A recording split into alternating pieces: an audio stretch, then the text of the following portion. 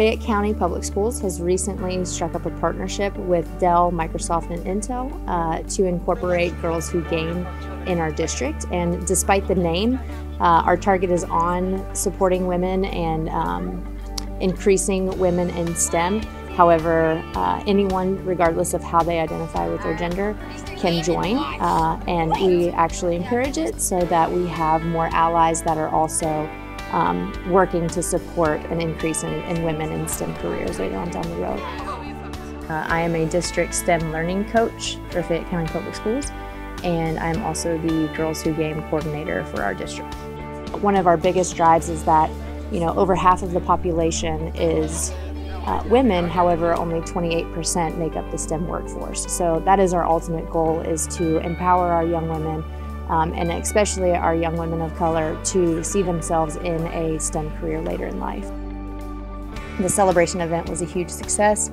We had over 17 clubs actually attend out of the 21 clubs, over 350 people, all within UK's campus.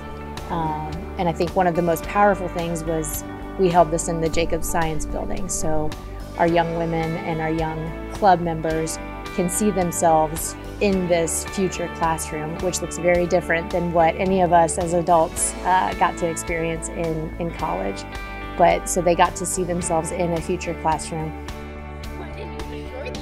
You also have kids who are just natural born leaders, and they might not show that in the traditional classroom.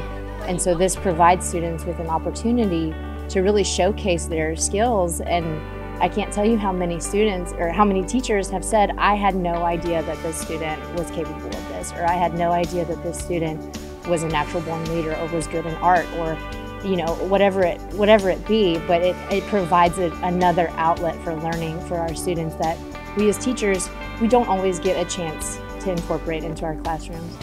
They did a campfire session where they could talk and they could play games and they could hear the stories and the pathways of real women who may not have, that wasn't their first path, but they have made that pathway themselves, and getting to hear real stories, I think, and testimonies to what STEM has done for their career.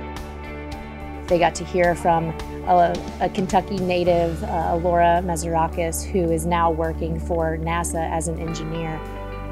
And she started out right here in Shelbyville, Kentucky, and graduated from the University of Louisville. So just bringing that back to home and saying that these careers are out there, and regardless of where you come from or what your family did, this is open to you. So I think exposure and representation is huge for this program. The things that we want students doing and learning can be applied outside of our classrooms, and that's exactly what this club is all about.